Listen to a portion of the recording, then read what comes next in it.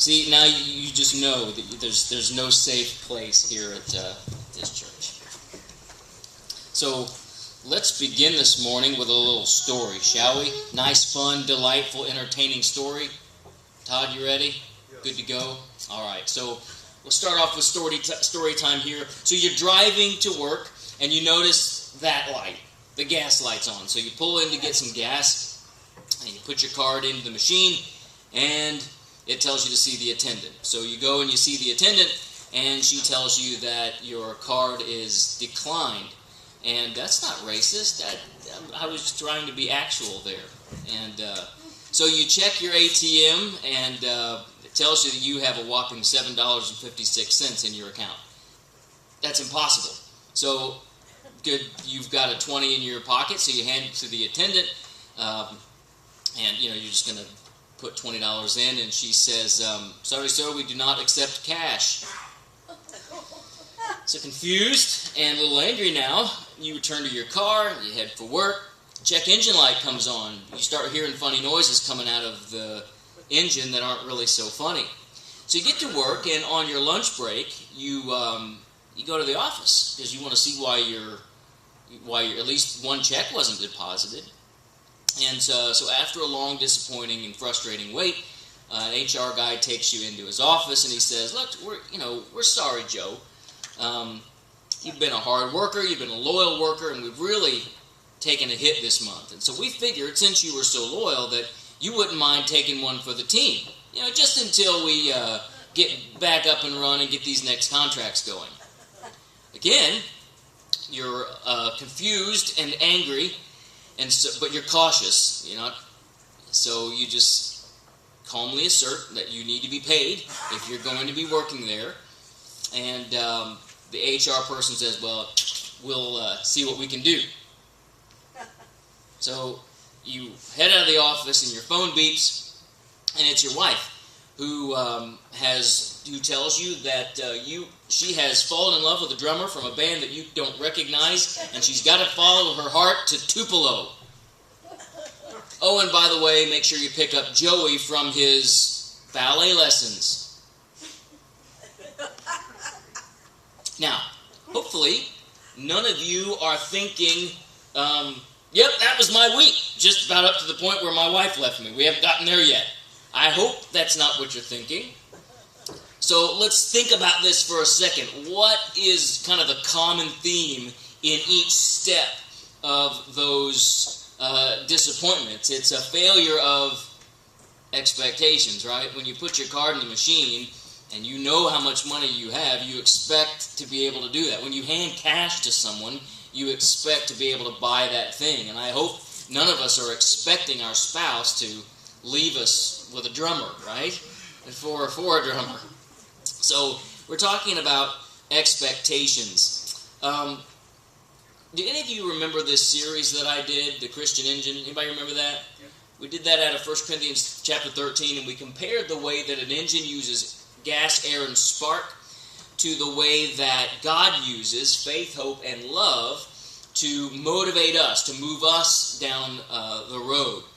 And so in that series, we talked about the fact that hope is like gasoline. It is our expectations. And the word literally means expectation. And it is the thing that fuels us as individuals, and it fuels our relationships. Everybody has expectations.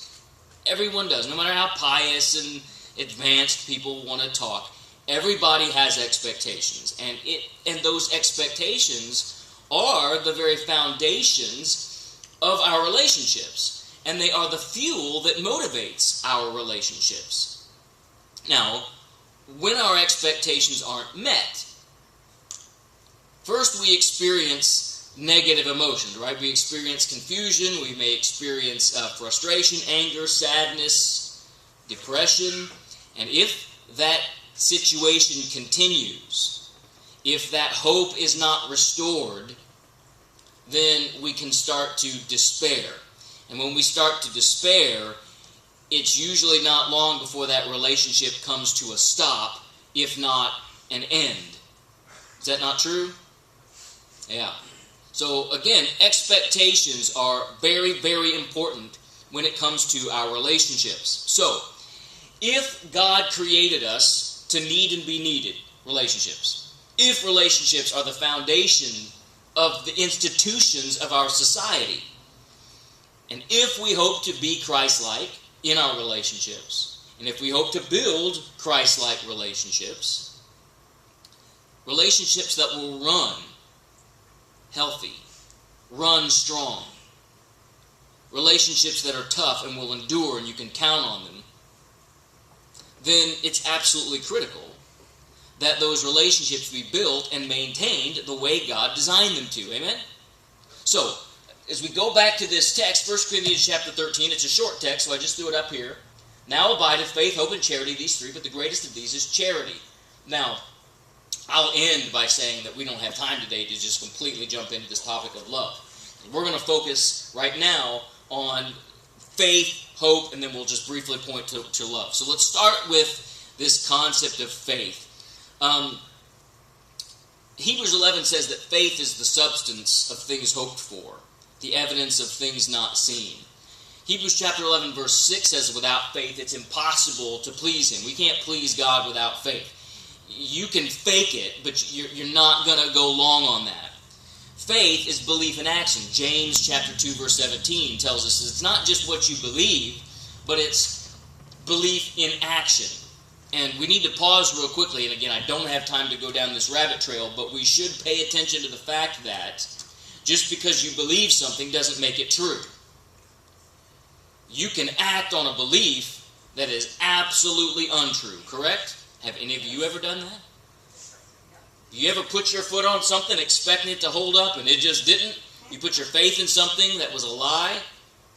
So, Christian faith is the belief that you have, and your beliefs should be as close as possible to the intersection of how it should be and how it really is. Think about that for a second. Let that percolate. Christian faith is not some pie in the sky, this is just how it ought to be somewhere in fairy tale land. Christian faith is God has told us what is and what should be. And Christian faith, our beliefs, should drive us to behave at that intersection of the way it really is and the way it should be. And of course, the foundation of our faith is God's Word. Amen? Not your feelings, not what I say, not what brother so-and-so or professor so-and-so or doctor so-and-so or popular so-and-so. If you want to be and build Christians, this is it in black and white. These are the instructions. God has given us the doctrines and disciplines, principles, practices, truths, tactics. I could keep going, all right? God has given us what we need to know what to believe and how to behave. He's given us all we need to have all the faith that we need. Now, you've seen this image a time or two, where God instructs us in Matthew chapter 7 to not build our house, not build our identity, not build our relationships, not build our institutions on the sand of what we feel, the sand of what is popular in society, but to build our identity and our relationships and our institutions on the rock-solid faith that never changes, that's not going anywhere, that you can count on. Amen? Amen? The Bible. So, the obvious point of that we're discussing here is, to what extent are your relationships built based on the faith, the Christian faith? What you believe about marriage as a whole. I remember I was doing marriage counseling once, and we were talking about the vows. And for the guy, it was love, honor, and cherish. And for the gal, it was love, honor, and obey. And she goes, wait a minute. He doesn't have to obey me? I said, we need to think that. I remember looking at the guy going, are you paying attention? And we had a conversation about that.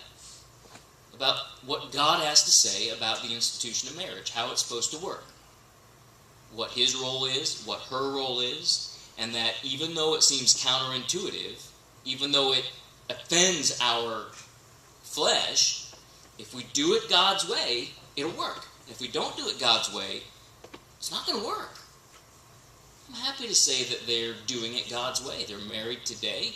And I'm excited I'm proud of them. But they had to have that gut check. They had to say, all right, wait a minute. If I build my marriage on something that I think is good enough, and you need to be careful about being this guy who is, well, at least I'm not that guy. Are you there? I mean, at least I'm not that guy. But this guy over here, that's just too expensive. Not everybody can be like you. You know what I mean? Careful. God has given us instructions about what marriage is supposed to be. Has God given us instructions about what friendship is supposed to be? What parent-child relationships are supposed to look like? You name the relationship, and God has laid down what that ought to look like. Professional relationships, political relationships, God has laid all of that out. And when we decide that we know better than what God has said, as we talked about in Sunday school, when we do the I know, but, that's what you're building. And let me tell you, he's out there. Do I need to spend time trying to convince you that he's out there? Do I need to spend time trying to convince you that he is capable of laying waste to your marriage, to your kids? That he will separate you from the people that you love and separate you from the people that love you so he can wreck you? Build it right. Build it on the foundation of faith and nothing else. Cannot overstress the importance of checking and double checking and making sure that the way you think, the way you feel, and the way you behave in your relationships is critical. Let's move on to hope. Again, Hebrews chapter 11 actually uses the word, the things hoped for, right? It's the expectation. Between just a belief, well, I believe this. There's a difference between I believe this and I expect it, right? And expectation sits right in between, well, I believe it, to I expect it, and so I'm going to act. You see the importance of expectation? It sits right in the middle where it belongs.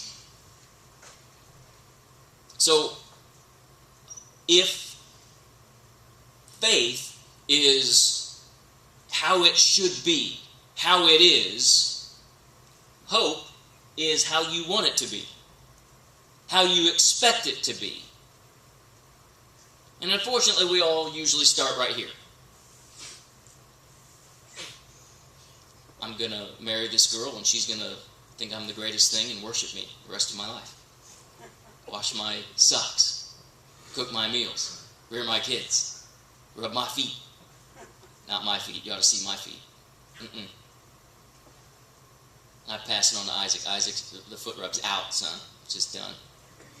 But if you can find a girl to rub your feet, I'll tell you what, it's going to be an amazing thing. Sorry, I'm off my notes. I'm back. I was distracted there by the foot. So, again, I put this next image up there, and I was looking at this image going, Brian, are you going to show this in church? And I thought, all right, well, I'll give a warning. I'll give a trigger warning, you know? I'll warn you to be adults. And then I got this better idea. I thought, well, there you go. I've been using emojis all the time anyway. We all have expectations, but if those expectations, if your expectations, or if the expectation of the other person, if those expectations aren't clear, if those expectations aren't realistic, if those expectations aren't appropriate, if those expectations are not built upon a foundation of faith, what should you expect? Disaster. That's a disaster looking for a place to happen, correct? And for someone who goes, who are you to judge? She could really love him. Maybe. But what if you were going to bet, if that was your son, what would you expect? This is about living in the real world and basing our actions upon what the truth, what godly experience says we should expect. Amen? So we should be constantly checking. We should be constantly going back and checking those expectations. We should be checking and rechecking. Recently I changed the oil in my dad's vehicle. Excuse me, let me pop on here. I changed the oil in my dad's SUV. First time ever I was unable to take the oil filter off by hand. Unfortunately, I had to go and buy multiple tools in order to get that rascal off there.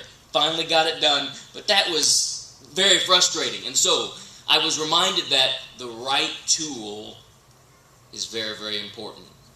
And my friends, let me tell you something. One of the most powerful and one of the most productive tools you have in your kit when it comes to relationship is questions. We all want to talk, especially me. Ask questions and then give 10 seconds and listen for the answer. Ask questions. Questions like, what did I expect here? I'm upset, I'm frustrated. Well, what did I expect and why? Someone else is upset with you or you're upset. Well, what did they expect? And why? What do they expect? And why? Now, some of you are looking at me like I might as well ask the key to the cosmos here.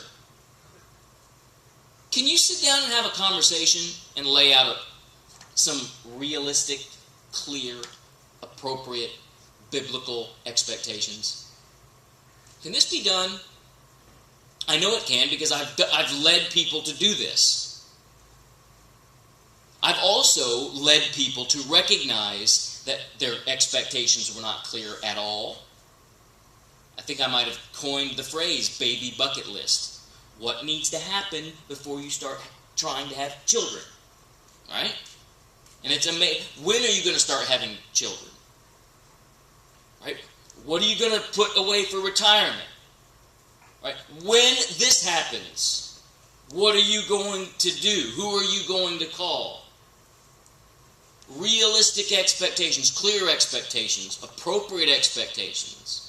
And it's amazing to see how people, intelligent people, nice people, have expectations that are ridiculous.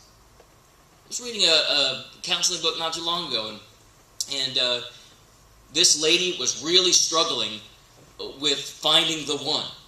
And she'd get involved in a relationship, and as soon as she got into a relationship, it seemed like they would fall apart just as soon as she could get into the relationship. And so this counselor was trying to help her identify conflicting expectations. And her expectation was that in the dating phase of it, she wanted to push the guy away and see him just push and just try and push and push and push. And she wanted him to prove, this guy to prove to her that he really wanted to be with her. And so she would be standoffish. But when the relationship started, then she wanted space. Don't crowd me. Trust me. What human male on the planet could keep up with that? I want you to do this until then, and then I want you to stop and do the complete opposite. And then she couldn't figure out why she couldn't find any good guys. You see how her expectations were just a mess. And we are all sinners who we expect that whatever we do, whenever we do it, however we do it, should be good enough for someone else. And if what we've done and how we've done it isn't good enough, they're the problem. Right? See that? And every one of us is guilty. Me, in spades. Which is why we need others to come alongside and help us, people who love us, enough to say, you're wrong. People who are wise enough to open the book, look into your life and say, do you see where you have this expectation and it's not realistic? Or your expectation wasn't clear? Or your expectation is wrong. What you want to happen here is not okay. You see how we could talk about this for weeks on end? The truth is that probably every one of us in this room need to have relationships with people who are helping us form appropriate expectations. And to whatever extent you don't do this, you decide that whatever I'm thinking and feeling, it's good enough. I don't need to check. You're wrong and it's going to hurt you. You heard it here from someone who cares about you. So, let me ask you this. When was the last time you were engaged in consumerism and you read the fine print and you said, you're out of your mind, I'm not doing that? Where you read the fine print and you said, you're crazy, I'm not doing that. And you chose not to sign on the dotted line. You chose not to click yes. Because to look at that and to see that, you saw it was a trap. It was a hook. You can get the same thing a whole lot cheaper, a whole lot better somewhere else. Have you done that? Yeah. As consumers, we get pretty good at that. But can you think of a time in your life where the opposite happened? Where you saw the shiny thing and you wanted the shiny thing so bad. He's so cute. She's so gorgeous. That job, oh, that extra money and all this, oh, it's going to be wonderful. And you see that, and your appetite drives you, and you're not paying attention to clear expectations. You don't lay things out and say, all right, if this, then that.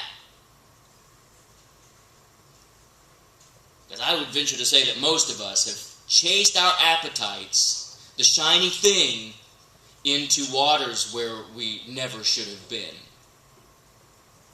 And that if we'd have thought about it just a little more clearly, if we'd have gotten some more advice, if we'd have spent a little more time in the Word, we would have seen we were walking into a trap.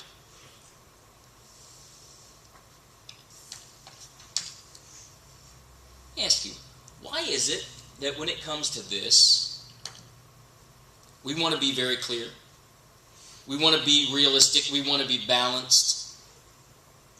Expectations have to be clear. All right, I'm going to show up, and I'm going to do this, and I'm going to do that, and you're going to give me this. And when it comes to money, everything has to be laid out crystal clear. But when it comes to far more important things like our relationships, we seem content to be nebulous. Somebody tell me, what does nebulous mean? Non-solid. Yeah, not solid. Cloudy. Nebulous, cloudy, right? Cloudy. We seem to be content. Well, we love each other, and so well, what do you mean by love? Well, I like you. You're pretty. You got money. You know what I mean? We get our kid a device, a phone, and we don't lay down the clear expectations. You'd better be paying attention, and you better be laying out clear expectations if you're putting a device where the world pours through it. Amen. You'd better make your expectations clear.